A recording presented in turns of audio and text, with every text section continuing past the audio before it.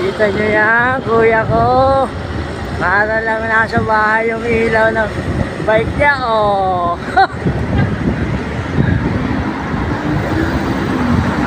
Ang galing mo yan.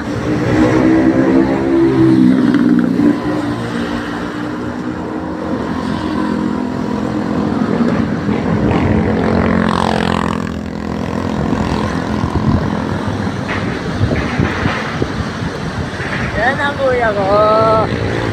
Walang sinabi yung mga motor nila dyan.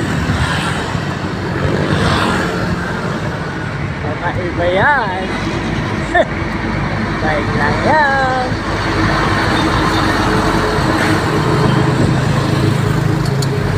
Ito na yun lang. Sabay ng kuya ko sa